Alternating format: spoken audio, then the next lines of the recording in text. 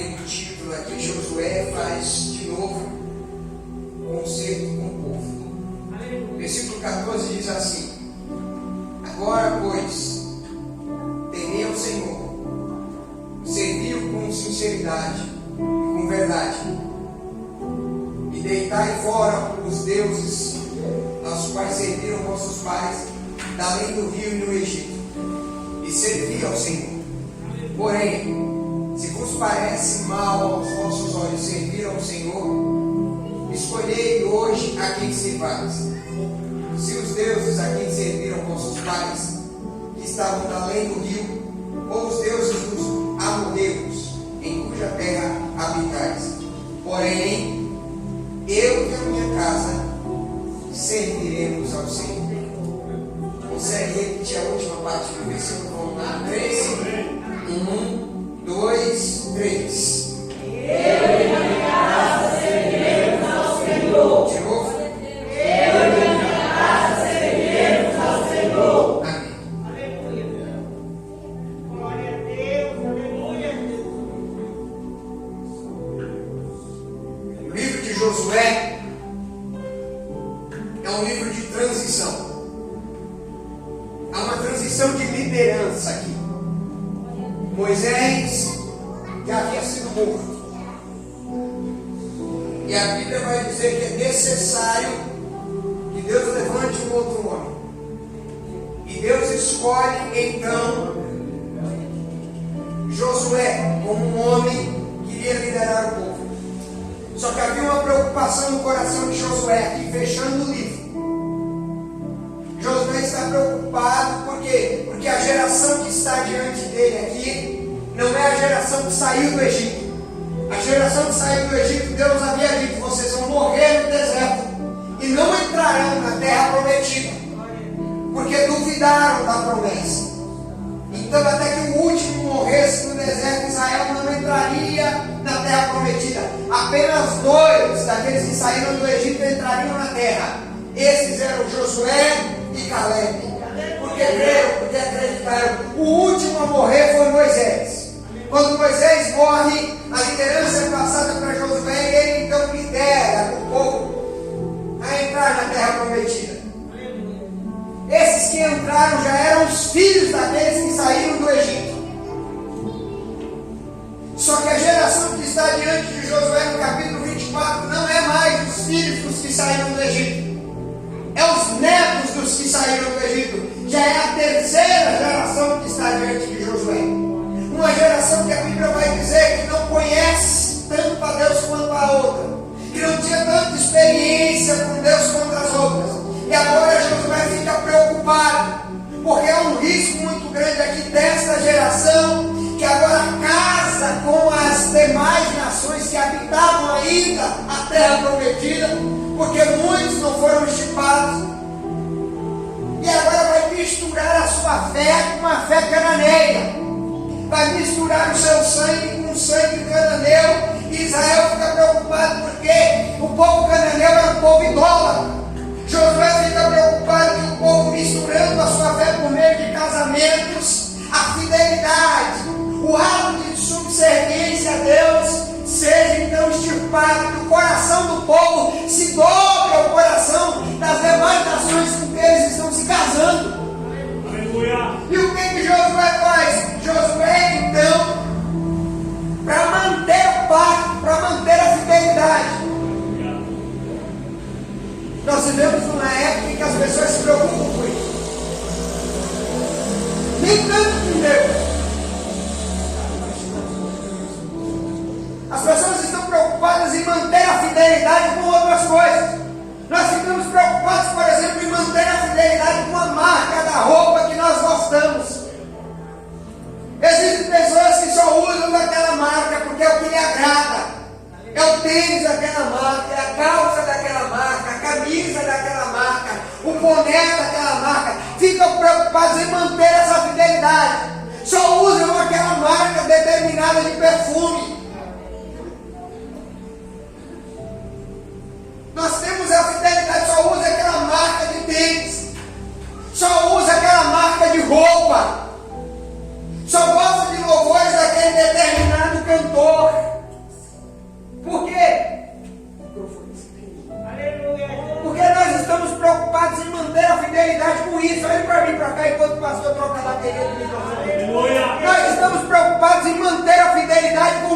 coisas. E nós nos esquecemos de que é extremamente necessário que nós também mantenhamos a fidelidade em Deus. Aleluia. Glória a Deus. A fidelidade a Deus é extremamente necessária. O que Josué faz? Na terra de Siquém, detalhe, Josué está no território de Siquém.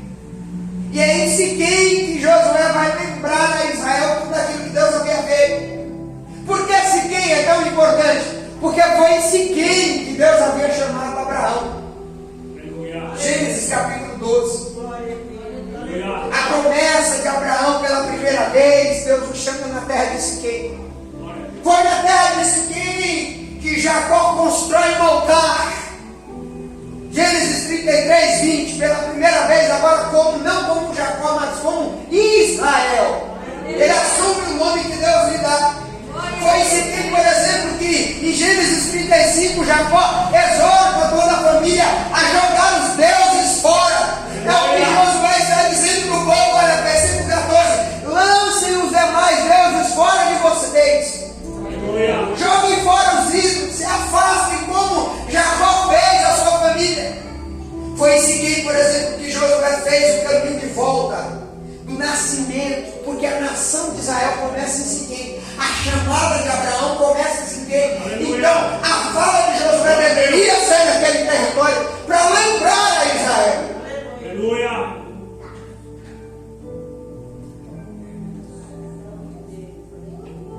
Josué vai lembrar que foi Deus que tirou o povo do Egito, que libertou eles, que guiou eles. Josué no capítulo 23, o discurso do capítulo 24 começa no 23. E Josué lembra o povo daquilo que Deus havia feito, a chamada de Abraão, de Isaac, de Jacó, a escravidão do Egito, a poderosa mão de Deus libertando eles através de Moisés. Aleluia. Glória a Deus. As nações que foram derrotadas na terra prometida para que a terra fosse conquistada. O Jordão que foi aberto no meio, Josué está discursando para o povo, trazendo a memória do povo, e agora trouxe eles para a terra prometida e deu vitória nas demais. Aleluia.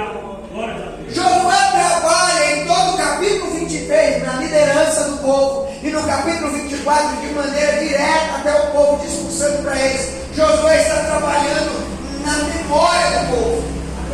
Aleluia. Aí no versículo 15, ele vai terminar o seu discurso. Glória a Deus. Ele vai dar oportunidade para o povo falar. Depois de praticamente pregar um sermão para o povo, ele vai dizer: olha, e hoje vocês vão ter que fazer uma escolha. Aleluia. Glória a Deus. Por quê? Primeiro, porque para servir a Deus, Deus não obriga ninguém. Glória a Deus. Aleluia. Deus não obriga ninguém a servir. Só tem um detalhe: depois que você assume o compromisso, não dá mais para voltar para trás. Depois, como disse Jesus, depois que você coloca a mão no arado, não dá para voltar para trás. Aleluia. O costume diz que quando o povo da época ia arar a terra, o boi ia guiando dois bois com um jugo no pescoço, guiando uma peça para arar a terra. Se o arador, se o dono da terra olhasse para trás, a aragem saía torta. Aleluia. O boi errava o passo, então não podia olhar para trás. Jesus olha para o povo e diz da mesma maneira: quem coloca a mão na obra, no arado, não poderá olhar para trás. Não poderá voltar. Depois que você assume o compromisso com Deus, não dá mais para voltar. Aleluia. Você até tenta, mas o mundo te manda de volta, o mundo não te quer mais. Glória a Deus. Você pode querer, eu já vi crentes fazerem isso, saem da igreja e querem voltar para o mundo, se vestem como o mundo, tentam se pintar como o mundo, mas o mundo olha para ele e sempre diz: tem alguma coisa de diferente em você. Aleluia. Glória a Deus. Você nunca mais será o mesmo depois que você assume o pacto com Deus. Aleluia. É o que Josué está querendo que o povo assuma agora o pacto com Deus. E a frase é clara: olha, se vocês não quiserem servir, eu e a minha casa, Josué fala. Eu e a minha família. Essa palavra que foi substituída aqui. Nós vamos servir o Senhor. Glória. Porque, em primeiro lugar, é essa frase chave da noite: eu e a minha casa.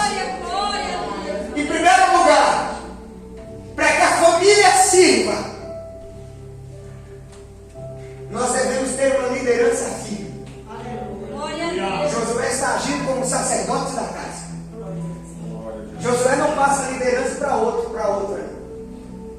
Josué não diz, os outros assumirão a minha casa, não. Josué diz, ele está assumindo a liderança da família de maneira firme. Aleluia.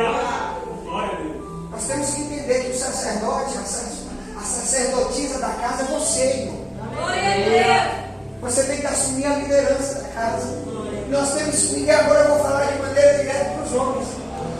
Nós temos que assumir a liderança. Nós vivemos uma época em que a sociedade está tentando colocar o homem contra a mulher. Está tentando levantar as mulheres como feministas e os homens como machistas. Não, a liderança é clara, isso na Bíblia, é para o homem. Só que há responsabilidades. Quando Eva peca, Deus não vai procurar Eva para dizer o que foi que aconteceu, não. A responsabilidade é do homem. Deus vai procurar Adão para cobrar dele. Adão, onde é que você está? Aleluia. Glória a Deus. E em segundo lugar, a liderança da família não é para a gente oprimir a nossa esposa, não. Aleluia. Glória a Deus. Isso tem que ficar de maneira clara. Glória a Deus. Quem oprime? Porque há aqueles que oprimem a esposa. Em casa, na igreja é uma coisa, mas em casa é outra. Conheço muitos. Aleluia. Glória a Deus. Eu vou entrar num detalhe, não libera um centavo para a esposa gastar com ela. Glória a Deus. Aí sabe o que é que Pedro vai dizer em 1 Pedro, lá pelo capítulo 5? Pedro diz, aquele que não tratar, sabe um vaso frágil, que você tem que tomar cuidado, que você tem que colocar num lugar bonito, que você tem que ter zelo para ele não quebrar, é o que Pedro está dizendo. Pedro diz, o homem deve tratar a mulher como vaso frágil, com cuidado. Não quer dizer que ela é mais fraca do que o homem, não. Porque a mulher dá a luz ao menino hoje e no dia seguinte já está fazendo as coisas dentro de casa. O homem não, a gente pega uma gripe e parece que a gente está na beira da morte, a gente não consegue levantar. A mulher não é mais frágil que o homem, não é isso que Pedro está dizendo. Pedro está dizendo para cuidar dela com zelo. Aí Pedro diz, aquele que não trata da mulher com zelo e com cuidado, a sua oração não é ouvida. Glória a Deus. Você pode orar bonito, mas se você não trata a sua esposa como deve, a sua oração não passa do teto. Não, quem diz isso não sou eu, é Pedro. Aleluia. Há muitos homens enganados no ministério. É muito bonito ter ministério, só que você tem que entender uma coisa: o ministério é 50%. A metade é sua, a metade é dela. Hoje eu já vi aqui, eu disse a minha esposa, eu falei que o diabo não vou mais no meio do caminho. A minha esposa não veio porque ela está trabalhando. Eu não gosto de sair sem ela. Aleluia. Eu já encontrei pregadores que quando vou pregar, tirar aliança de casamento dele. Eu já fui pregar em lugares, e isso é para nossa vergonha. Em São Paulo. E quando terminei de pregar, o pastor olhou para mim e disse: eu não convido pregadores de Guarulhos para pregar na minha igreja. Eu disse: por quê? Ele disse: porque já houve casos que eu trouxe pregadores de Guarulhos, da nossa terra, da nossa cidade, aqui que nós moramos, que vieram pregar. 6 meses depois eu convidei ele de novo e a mulher era outra. Guarulhos está mal falado em São Paulo. Prego nessa igreja há 10 anos por bondade e misericórdia de Deus. E a minha esposa ainda é a mesma. E a gente tem que entender isso. Mas falando da liderança, porque é necessário ter uma liderança firme? Porque é fácil perder o foco. A família é fácil de perder o foco. Se você não assumir a liderança da sua casa, olha Jó, os filhos estão se banqueteando, festejando. A Bíblia diz que Jó levantava altares e dizia: Deus, perdoa os meus filhos se eles pecaram, se eles cometeram um erro. Ele assume a liderança da família espiritual. Há risco de se perder. Nós, seres humanos, nós quando admiramos alguma coisa, servimos alguma coisa, seguimos alguma coisa, é uma tendência natural. A gente tende a divulgar aquilo que nós gostamos. A marca da roupa, perceba que a marca da roupa sempre vem estampada de maneira clara, porque você se torna uma propaganda ambulante. O nome no tênis vem de maneira clara para todos eles. Você se torna uma propaganda ambulante. As nossas redes sociais estão cheias daquilo que nós gostamos.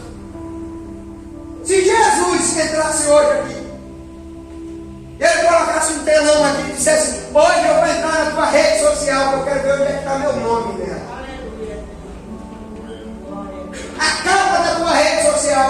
quem? Aonde é que aparece o nome de Jesus na tua rede social? Quais é as páginas que você anda curtindo? O teu Instagram, o teu Facebook, o teu WhatsApp, aonde é que aparece o nome de Jesus? Nós estamos falando de fidelidade a Deus, porque é fácil perder foto. Tem gente que anda com um determinado cantor, a foto de capa é o rosto do cantor, a frase da rede social dele é uma frase falando da vida do cantor, ele posta sobre o cantor, sobre a cantora o tempo todo, e a gente não encontra o nome de Jesus em lugar nenhum. Aleluia! Glória a Deus! E teu filho e tua filha está vendo tua rede social. Glória a Deus! Não é para a nossa casa servir ao Senhor? Aleluia! Glória a Deus! Josué está trabalhando na memória do povo. Ele fala de Abraão, de Isaac, de Jacó, da escravidão no Egito. É uma palavrinha que aparece na Bíblia: coração. Todas as vezes que a palavra coração aparecer na Bíblia, ela não está se referindo ao músculo que bate no nosso peito. A palavra coração de Gênesis e Apocalipse aparece 772 vezes. Das 772 vezes, ela tem 4 significados. Eu vou destacar um só nessa noite. Das 772 vezes, 204 vezes a palavra coração está falando da nossa mente.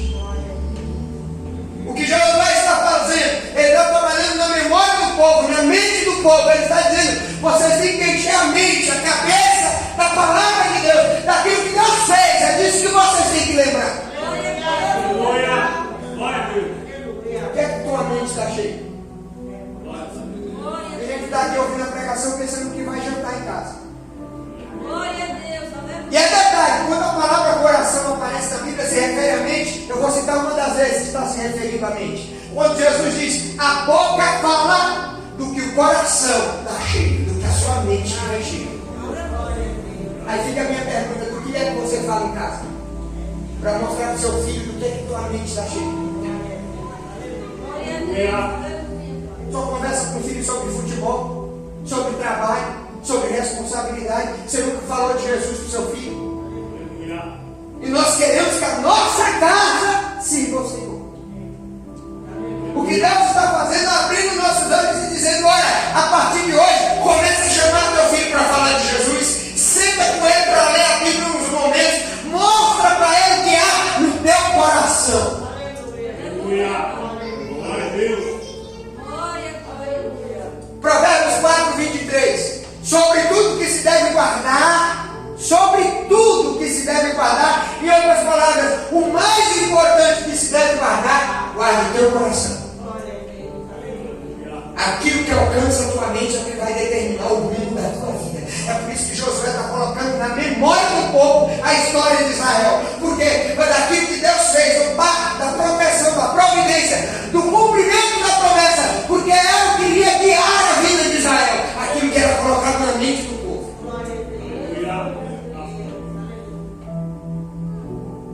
Eu e a minha casa. Por quê? Porque para eu e a minha casa servir ao Senhor, nós temos que servir ao Senhor com a nossa família. É querer mesmo. Quando Moisés vai libertar o povo, Faraó, em todo o livro de Êxodo, faz 4 propostas para Moisés.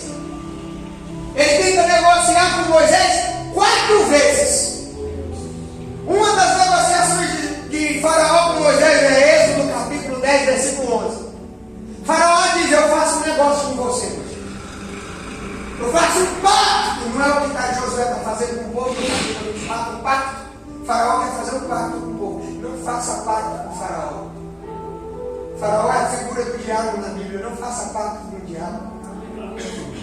Porque hoje está ficando popular fazer pacto com o diabo. As celebridades estão fazendo pacto com o diabo. Até certo tempo atrás, essa semana passada, uma celebridade em pleno carnaval estava falando bobagem acerca do Apocalipse. Fazem pacto com o diabo. Fazem shows incorporados. Porque estão fazendo pacto com o diabo. Josué, no capítulo 24, está chamando o povo para fazer um pacto com Deus. Aí Faraó chama Moisés e diz: olha, eu liberto o povo. Só que quando você forem, só vão os homens, deixa as mulheres e as crianças. Em outras palavras, Moisés, sirvam a Deus apenas os homens, com a família não. Aí Moisés olha para Faraó e diz: nós iremos os homens, as mulheres, as crianças, o nosso gado, a nossa fazenda. Ou vai a família inteira para servir a Deus ou não vai ninguém. A gente tem que entender isso, irmão. Quando Jesus entra na nossa vida, ele não tem compromisso apenas conosco, mas com a nossa família. Se tem uma palavra que o meu Deus empenhou a sua palavra, é Atos capítulo 16, versículo 31. Crê no Senhor Jesus Cristo e serás salvo tu e a tua casa. Aleluia. Glória a Deus. Aleluia. Eu e a minha casa. Porque para eu e a minha casa servir ao Senhor, terceiro lugar, é necessário voltarmos a restaurar o culto doméstico. Aleluia. Quando é que você faz um culto em casa? Pega os seus filhos, a sua filha, seu esposo, a sua esposa, e faz um culto dentro de casa. Eu fui criado na igreja nessa época, e a gente fazia culto dentro de casa. Não precisava chegar na igreja para a gente cultuar, não.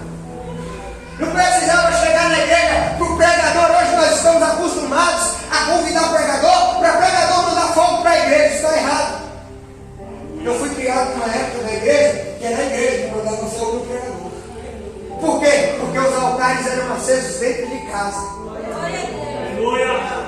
Glória a É por Deus. isso que até certo tempo atrás, na geração passada, até as crianças eram batizadas com o Espírito Santo dentro da igreja. Procura hoje, vira vídeo na internet, porque é raro. Aleluia. Temos que voltar a restaurar o culto doméstico. Abraão, aonde ia ele levantava o altar? Gênesis 12, ele vai em Betel, ele levanta o altar. Em casa, é onde ele está morando. Ele vai nos carvalhais de Mando. Gênesis 18, ele levanta o altar. Depois ele volta para Betel, ele ergue um altar. Aonde Abraão está, onde Abraão mora, a Bíblia vai dizendo que Abraão levanta um altar. Aleluia. Ele tem levantado o altar dentro de casa, culto. Glória a Deus. Você sabe o que é culto doméstico? Eu estudei essa palavra, Deus falava comigo primeiro. Ah, mas o tempo que a gente vive é tão corrido. Reúne a família para um momento de culto doméstico. A Bíblia diz que quando Deus fala para Moisés, Moisés, eu quero uma tenda. Eu quero morar no meio do povo. Eu quero tabernacular com o povo. Eu quero um tabernáculo, uma tenda. Aí Deus, Moisés diz, aonde? Números capítulo 2, versículo 2. Faz a tenda no meio da congregação, Moisés. Eram 12 tribos. 3 ao norte, 3 ao sul, 3 ao leste, 3 ao oeste. A tenda no meio da congregação. Aleluia. Por quê? Porque Deus queria ficar no meio da família. Aleluia. Deus queria ficar no meio de Israel. Deus está no meio da sua casa? Aleluia. Ou quando você chega em casa, toda vez depois do culto, você já chega ligando a televisão. Já chega olhando o WhatsApp para as mensagens que estão atrasadas. Teu filho, tua filha, teu marido, tua esposa estão vendo. Não é no passe de mágica. Você vai ter que plantar primeiro para depois colher. Aleluia. Eu e a minha casa, e agora eu termino. É necessário para que eu e a minha casa sirvam ao Senhor, que eu volte a restaurar os laços com Deus, os laços do serviço a Deus. E aí eu me impressiono, por quê? Primeiro, a psicologia diz que a maneira mais fácil e a maneira mais eficiente para que alguém aprenda alguma coisa é com exemplo. Eu aprendi a orar, não foi ouvindo a minha mãe me mandando orar, foi vendo a minha mãe orar pelas madrugadas. Seu filho, sua filha, seu irmão, sua tia, sua esposa, sua mãe, ela te vê orando, ou você se tranca para orar? Porque é o poder do exemplo. Quando te verem orando, é aí quando Jesus começa a entrar. É muito fácil mandar os outros para vir para a igreja, mas quando te verem vindo, o poder do exemplo ele arrasta as pessoas. Eu aprendi a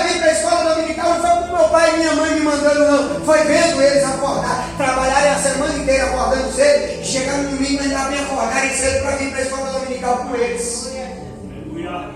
O problema é que hoje a gente quer mandar os filhos virem e a gente não dá o exemplo. Aí quando os filhos crescem, o que acontece? Eu não quero o Deus do meu pai e da minha mãe. Aí mais um motivo para a nossa vergonha. A maioria dos detentos do complexo do José Parada Neto ali, e um dos presídios é o Adriano Marreiro, a maioria dos que estão lá dentro são filhos de crente. Não é verdade, irmão, não é verdade? Tira um domingo, final de semana, e vai fazer uma visita. Pega um papel e começa a anotar o nome dele. Nome: Ezequiel, Elias, Moisés. Nomes bíblicos, são filhos de crente. Por quê? Porque não a maioria, mas boa parte, só viram a mãe e o pai falar. E quando cresceram, eu não quero Deus da minha mãe e do meu pai para mim. O seu filho vê como é que você chega na igreja, como é que você trata a sua esposa, como é que você trata o seu marido. Não, para ser desse jeito, eu não quero servir esse Deus. Você tem que ser o exemplo. Glória a Deus. Às vezes, a bem da verdade, eu estou falando de nós, eu estou me incluindo também. Aleluia. Às vezes a gente vem da igreja, as pessoas olham e dizem: você está vindo da onde mesmo? Você já chega brincando com todo mundo em casa. Já chega reclamando que as panelas do fogão estão tudo destampadas. Já chega reclamando que a pia está cheia. E as pessoas estão olhando e dizendo: você está vindo da onde mesmo? Você está vindo da onde? Reclama porque deixou o arroz no fogo e o outro que se distraiu e queimou e já chega da igreja reclamando. Você está vindo da onde mesmo?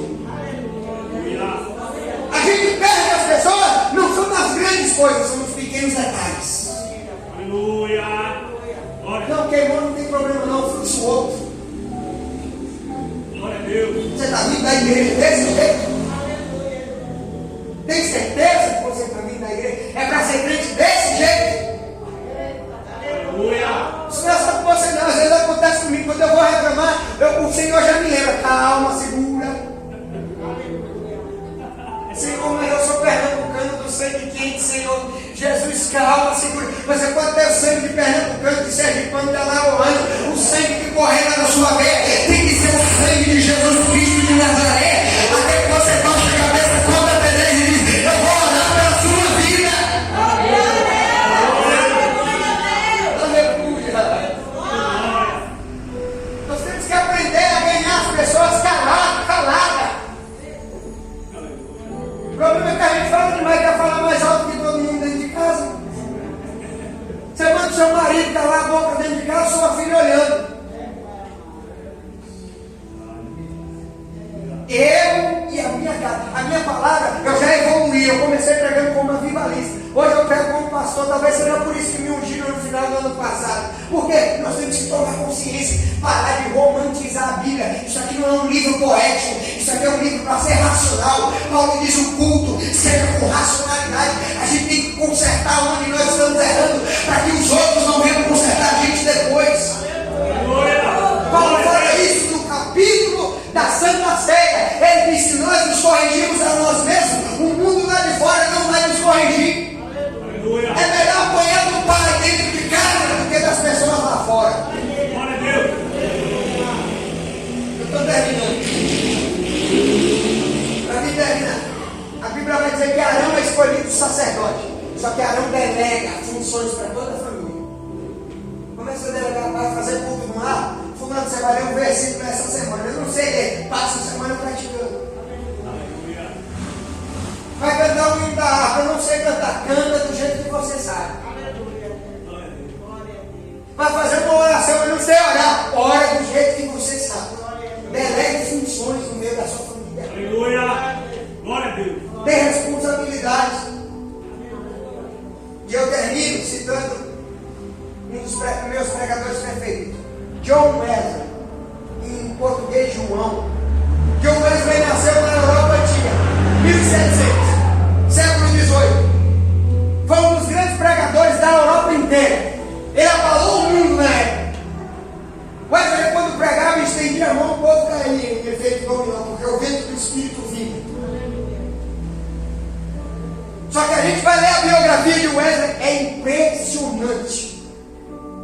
fiquei boquiaberto. A figura mais importante na vida de Wesley é a mãe dele, Susana Wesley. Era responsável pela educação. Os filhos, ela e o pastor Samuel Wesley eram 19 filhos.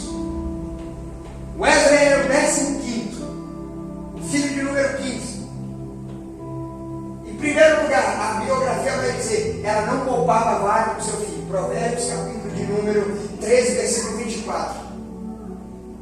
Ela corrigia na hora que era para ser corrigida.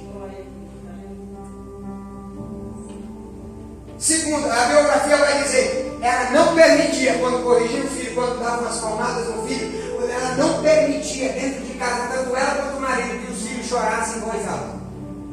Aí chorar, chora baixo. Não tinha bagunça, a biografia diz, irmão. Não tinha bagunça. Você entrava na casa do pastor Samuel Wesley, você não via os filhos dela chorando alto, nem correndo de um lado para o outro. Tinha ordem.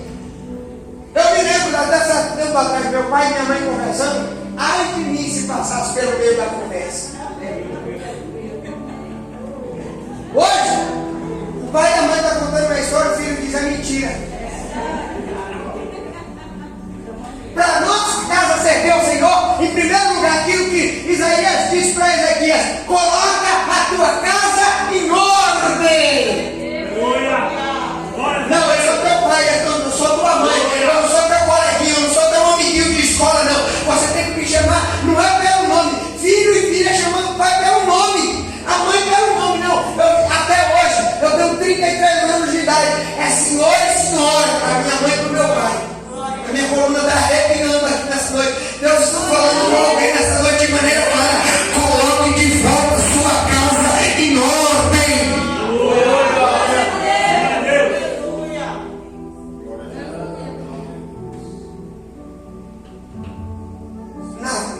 Na casa do pastor, eu lembro a biografia, disse que na casa de Wesley, nenhum filho ganhava nada chorando. Fazendo vídeo, eu vou fazer. Ah, meu Deus do céu, eu me lembro do dia que nós saímos, a minha mãe e meus dois irmãos, nós somos 3 hoje, 3 pregadores da palavra. Eu estou aqui, o evangelista Marconi está pregando em algum lugar, o diácono Márcio, meu irmão, está pregando em outro lugar. Por quê? Porque nós somos criados na casa do Senhor com ordem. Então, quando saía de casa, meu pai e minha mãe olhavam e diziam: nós estamos indo para a igreja. E detalhe, antes disso eu vou falar, eu não estou falando com um menino aqui hoje, não. Que é uma exceção. Meu pai e minha mãe diziam: nós estamos indo para a igreja, nada de correr na igreja. Os filhos de todo mundo corriam na igreja, os filhos do irmão Antônio sentados, os 3 lá de mão dada, e ninguém entendia por quê. Meu pai dizia: se correr na igreja, quando chegar em casa a gente conversa. Foi assim que eu fui ensinado, irmão. Glória a Deus. É por isso que quando chegou na hora da palavra, a palavra estava sendo lida, eu tive que esperar lá fora, porque eu fui ensinado assim. A palavra está sendo lida, a gente não entra na igreja. Você espera a palavra ser lida para depois entrar na igreja.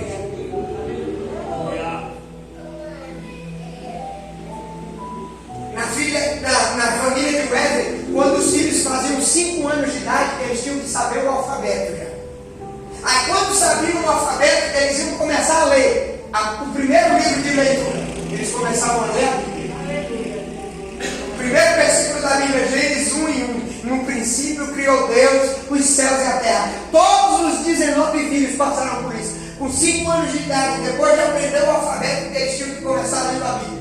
Dos 19, só 2 não conseguiram aprender o alfabeto até os 5 anos. O resto, dos 17, aprenderam e conseguiram. Mas não desistiram dos outros 2. Até os 5 anos de idade. No dia seguinte, começava a leitura, antes de aprender a falar. Na biografia da família de Wesley, eu estava vendo. Antes que os meninos e as meninas aprendessem a falar, o pai e a mãe ensinavam eles a agradecer o alimento por gesto. Não sabiam falar, mas já sabiam agradecer com gestos. Já sabiam na hora da...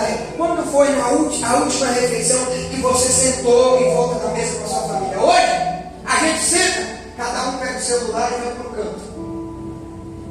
Liga a televisão na plataforma de streaming, na Netflix e começa a assistir o filme. Ninguém senta mais em volta da mesa. Aí a gente vai de campanha na igreja e diz: eu e a minha casa serviremos ao Senhor. Você vai ter que plantar primeiro.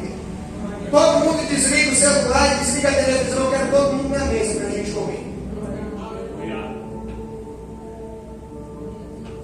Tem uma coisa que acabou no nosso tempo, era piolho. Cansei de sentar no batente de casa com a minha mãe catando piolho na minha cabeça. Aí ele vai perguntar como é que está a escola, como é que estão as coisas.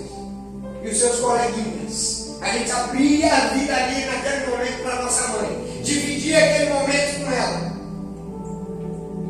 Quando eles, os filhos de Susana Wesley, aprendiam a falar, ela ensinava a eles a escola dominical, a oração dominical, a oração do Pai Nosso. E depois que aprendiam a orar, eles ensinavam a eles a pedir. Cada dia da semana, 19 filhos, cada dia da semana era dedicado para um. Sentavam com um para ler a Bíblia com ele, para orar com ele. Quando foi que você tirou um tempo do seu filho, para sua filha? Para sua mãe, para o seu pai? Eu e a minha casa, eu termino agora, serviremos ao Senhor. As coisas precisam mudar.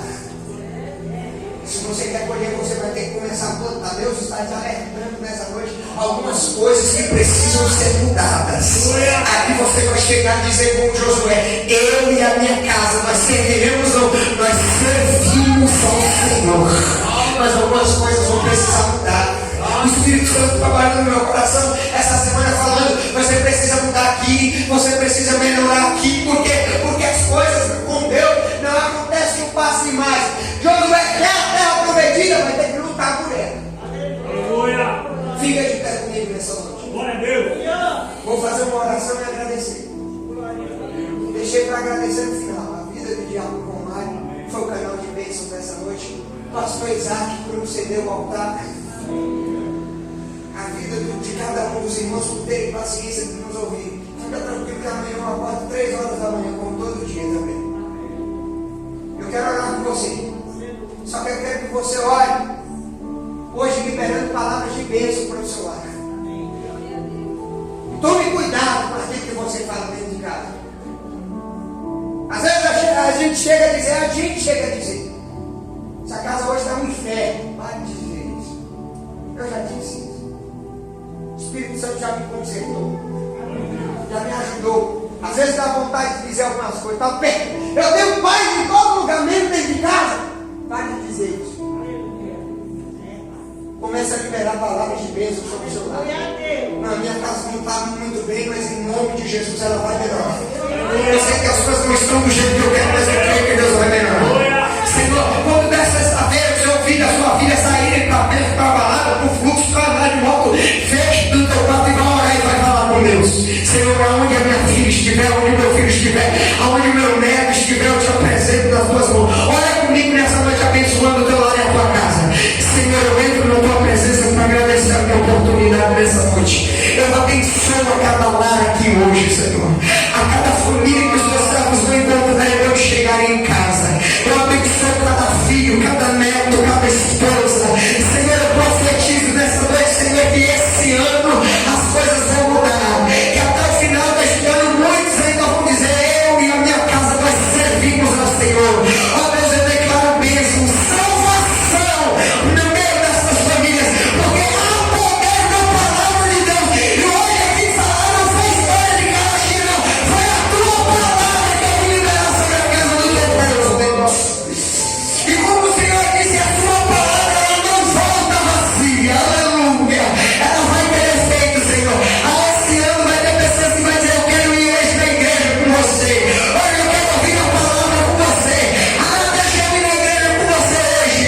Eu sinto uma coisa diferente quando eu estou na igreja. Deus, usa os seus instrumentos. Não tem profeta de fora, Senhor. Os instrumentos para salvar as famílias vão ser cada um, Senhor. Porque o Senhor entra em cada família através dos seus filhos. Em nome de Jesus, nós cremos na tua palavra. Quando o Senhor disse: crê no Senhor Jesus Cristo e serás salvo tu e a tua casa. Em nome de Jesus. Em nome de Jesus. Bate palma para o Senhor nessa noite. Eu agradeço a